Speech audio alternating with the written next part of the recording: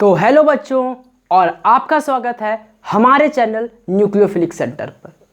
तो जैसा कि प्रीवियस लेक्चर में हमने क्वेश्चन नंबर 2 ऑफ एक्सरसाइज 1.2 तक हम लोग कर लिए थे, यानी कि एक्सरसाइज 1.2 का एनसीईआरटी का आपका एनसीईआरटी बुक का एक्सरसाइज 1.2 के क्वेश्चन नंबर 2 तक सारे क्वेश्चंस को हम लोग सॉल्व कर चुके थे। अब हम लोग क्वेश्चन नंबर 3 की ओर मूव करेंगे। तो सबसे पहला बात कि क्वेश्चन को सॉल्व करने से पहले आप लोग क्या कीजिए कि अपने आप वीडियो को पॉज कर लीजिए और वीडियो लेक्चर को पॉज कर लीजिए और खुद से ट्राई कीजिए। इससे आपका क्या होगा, कॉन्फिडेंस लेवल बढ़ेगा। आपको खुद से अंदर से लगेगा कि नहीं, हाँ मैं ये क्वेश्चन कर सकता हूँ, अच्छा मैं ये क्वेश्चन नहीं कर सकता हूँ, इस टाइप का क्वेश्चन को मुझे ज़्यादा प्रैक्टिस करना चाहिए। यानी कि आपके अंदर अपने आप एक कॉन्फिडेंस लेवल डेवलप करेगा, यानी हाँ ये क्वेश्चन मेरे लिए ठीक है, ये क्वेश्चन मैं आराम से बना सकता हूँ, इस टाइप का क्वेश्चन में हमको ज़्यादा प्रैक्टिस का जरूरत है। ये सब आपको कैसे पता चलेगा?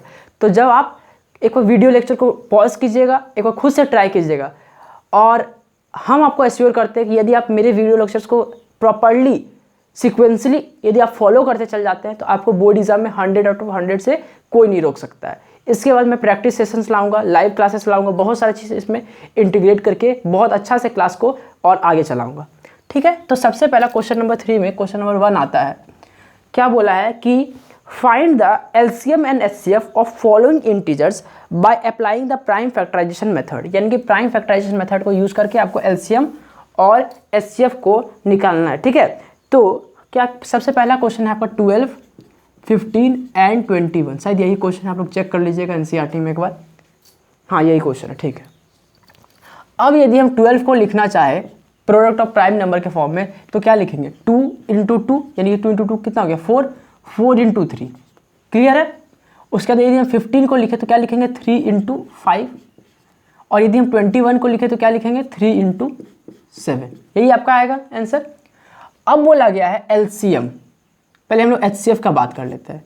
तो हमको पता है कि एचसीएफ क्या है, कि यदि हमको एचसीएफ को निकालना है तो सबसे पहले क्या देखना होगा कि कॉमन प्राइम नंबर, जितना भी नंबर है उसमें कॉमन प्राइम नंबर क्या है। तो कॉमन प्राइम नंबर देखिए क्या है, इसमें 2 है, इसमें 3 है, इसमें 5 है। ठीक है, इसमें 2 नहीं है, इसमें 2 नहीं, इसमें 3, लेकिन सब में 3 कॉमन है। और उसके बाद आपको देखना है कि सबसे लोएस्ट पावर उस प्राइम नंबर, जो कॉमन प्राइम नंबर आपका निकल कर आ रहा है, उसका सबसे लोएस्ट पावर क्या है। तो सबसे लोएस्ट पावर सब में क्या है? 1 है। तो हम लोग इसका आंसर क्या हो जाएगा? आपका 3 ही हो जाएगा। ठीक है, अब यदि हम एलसीएम की ओर मूव करते हैं तो एलसीएम वो कितना होगा? एलसीएम के लिए क्या है कि include all the prime number, और उसका हाईएस्ट पावर आपको चाहिए। क्या चाहिए? Include all the prime numbers, यानी कि जितना भी प्राइम नंबर है उसको सारे प्राइम नंबर को इंक्लूड कर लीजिए और उसके हाईएस्ट पावर को के टर्म में आंसर दीजिए। यानी कि क्या हो जाएगा? आपका 2 हो जाएगा, एक 3 हो जाएगा, और एक 5 हो जाएगा, और एक 7 हो जाएगा। ठीक है, क्या क्या हो जाएगा? 2 इंटू 3 इंटू 5 इंटू 7। अब देखिए इसके बाद इसका हाईएस्ट पावर कितना है? 2 का हाईएस्ट पावर देखिए यहाँ पर 2 है। सबसे हाईएस्ट पावर जो जितना भी नंबर है उसमें सबसे हाईएस्ट पावर उसका कितना है? तो 2 है। 3 का हाईएस्ट पावर यहाँ पर क्या है? देखिए 3 का हाईएस्ट पावर यहाँ पर 1 है, सब में हाईएस्ट पावर 1 है, यानी कि 1 हम लोग लिख दिए। 5 देखिए यहाँ पर 5 का कितना पावर? 5 रेज़ टू पावर यहाँ पर 0 लिखा हुआ है, यहाँ पर 5 रेज़ टू पावर कितना लिखा हुआ है? 0 लिखा हुआ है, यहाँ पर 5 रेज़ टू पावर 1 लिखा हुआ है। ठीक है, यानी कि इसका हाईएस्ट पावर कितना हो गया? 5 का, तो 1 हो गया। यहाँ पर 7 रेज़ टू पावर 1 है, यहाँ पर 7 रेज़ टू पावर देखिए लिखा हुआ है 0 है, यहाँ पर भी 7 रेज़ टू पावर क्या लिखा हुआ है? 0 लिखा हुआ है। यदि किसी भी नंबर पर पावर 0 होता है उस नंबर का मतलब क्या हो गया? वहाँ पर 1 है। यानी कि ठीक है, कोई भी number a raise to power 0 का मतलब क्या होता है? 1। ठीक है, a रेज़ टू कोई भी नंबर है यदि उस पर पावर है 0 उसका मतलब होता है 1, यानी कि इस पर भी पावर कितना हो गया? 1। ठीक है, तो हम लोग क्या लिख सकते हैं? 4 इंटू 3 इंटू 5 इंटू 7। तो क्या हो जाएगा? 12 इंटू 5 इंटू 7, यानी कि 16 इंटू 7, यानी कि आंसर कितना होना चाहिए आपका? 420 आपका एलसीएम आना चाहिए। एलसीएम का आंसर आपका कितना होना चाहिए? तो 420 आना चाहिए। ठीक है, तो ये भी आंसर सही है। अब हम लोग सेकंड क्वेश्चन की ओर मूव करते हैं इसका।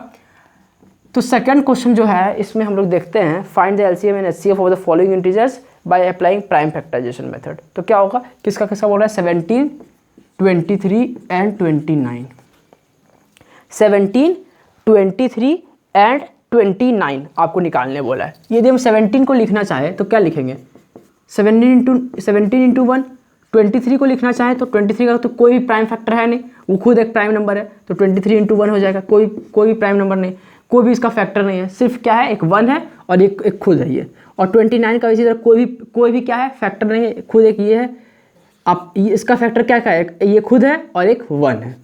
यदि हम एचसीएफ का बात करें HCF का बात करते हैं, ठीक है, यदि हम HCF का बात करते हैं, सबसे पहला बात आता है HCF का, तो इसमें कॉमन क्या है, कॉमन क्या चाहिए हम लोग को, कॉमन प्राइम नंबर, ठीक है। क्या बोला गया, HCF का मतलब product of smallest power of each common prime number, यानी कि जितना भी प्राइम नंबर है उसका सबसे पहले आपको निकालना क्या है, common prime number. Common prime number निकालने के बाद उसका सबसे लीस्ट पावर, तो कॉमन प्राइम नंबर क्या है आपका 1 हो गया, और उसका लीस्ट पावर सब में कितना है 1, तो आंसर कितना हो जाएगा HCF का 1 हो जाएगा, ठीक है। उसके बाद को LCM में यदि मूव करें तो LCM को कितना हो जाएगा, तो हो जाएगा जितना भी नंबर है सबका हाईएस्ट पावर, यानी कि 17 हो गया, 23 हो गया और 29, यही आपका क्या हो जाएगा, आंसर इसका हो जाएगा। क्लियर है। इसके बाद हम लोग क्वेश्चन नंबर 3 की ओर मूव करेंगे, जो कि क्वेश्चन नंबर 3 आपका दिया हुआ है 8, 9 एंड 25, ये आपका क्वेश्चन है 3। क्वेश्चन नंबर 3 क्या दिया हुआ है, 8 को यदि हम लिखें तो क्या लिखेंगे 2 इंटू 2, यदि 9 को लिखे तो क्या लिखेंगे 3 इंटू 3, और 25 को लिखे तो क्या लिखेंगे 5 इंटू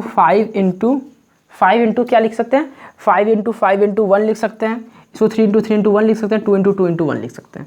HCF का बात आता है तो HCF क्या हो जाएगा आपका common prime number. Common prime number क्या है, तो कॉमन जो नंबर है इसमें तो 1 हो गया, और उसका हाईएस्ट पावर क्या है 1, तो आंसर कितना हो जाएगा HCF का, तो 1। उसके बाद आपका LCM क्या हो गया, उसके बाद LCM, ठीक है। उसके बाद हम लोग LCM की ओर मूव करेंगे, तो इसी में सबसे पहला बात आता है क्वेश्चन नंबर, हाँ ठीक है, तो LCM की ओर मूव करेंगे तो इसका जितना भी कॉमन नंबर है उस LCM HCF में आ गया, कॉमन प्राइम नंबर का सबसे स्मॉलेस्ट नंबर, ठीक है। अब आता है हाई LCM में क्या करना है, जितना भी आपको प्राइम नंबर सबको इंक्लूड करना है, 2 है, 3 है और 5 है, और उसका सबसे हाईएस्ट पावर, तो इसका हाईएस्ट पावर यहाँ पर कितना है 2 का 3 है, 3 का कितना है 2 है, और 5 का कितना है 2 है, तो ये आपका आंसर हो जाएगा, यानी कि इसका आंसर कितना हो जाएगा 8 into 9 into 25 is your answer, ठीक है, थर्ड क्वेश्चन का। यहाँ तक क्लियर है। अब हम लोग क्वेश्चन नंबर 4 की ओर मूव करेंगे, ठीक है। तो क्वेश्चन नंबर 4 जो है दिया हुआ क्या है कि given that HCF of 306 and 657 is equal to 9, find LCM of इतना। दो नंबर दिया हुआ है, टू नंबर्स आर क्या क्या दिया हुआ है, एक आपको नंबर दिया हुआ है क्या, तो दिया हुआ 306 और दूसरा दिया हुआ है 657, ठीक है। अब हमको पता है कि एक मेरे पास फॉर्मूला, यदि 2 नंबर है तो उसी के लिए बस ये फॉर्मूला है, बस ये फॉर्मूला 2 ही नंबर के लिए हम लोग अप्लाई कर सकते हैं। वो फॉर्मूला क्या है कि HCF of 306, 657 into LCM of 306, 657 is equal to product of that 2 number, यानी कि 306 इंटू 657। यदि हम लोग LCM इंटू HCF करते हैं तो वो पक्का पक्की क्या होगा आपका, किसके बराबर होगा, तो दोनों नंबर के प्रोडक्ट के जस्ट इक्वल होगा, ठीक है। तो HCF को कितना दिया हुआ है, मेरे पास क्वेश्चन में दिया हुआ था HCF of 306, 657 is equal to 9, शायद यही क्वेश्चन में दिया हुआ है आपको, हाँ। तो हम लोग क्या लिखेंगे 9 into LCM of 306, 657 is equal to 306 into 657, ठीक है। इसको मिटा देते हैं हम, यानी कि हम लिख सकते हैं कि LCM of 306, 657 is equal to 306 into 657 upon कितना, तो अपॉन 9, ठीक है, ये हो गया अपॉन 9। यदि हम इसको कट करते हैं, तो कितना बार ये कट हो जाएगा, ये आपका हो जाएगा 9 3 27, 3 हाथ में कितना रहा 27 हाथ में, हाँ 36 कितना बार हो जाएगा 4 बार में जाएगा, यानी कि 36 4 बार जाएगा। अब इसको मल्टीप्लाई कर लीजिए, तो मल्टीप्लाई कर लेते हैं इसको,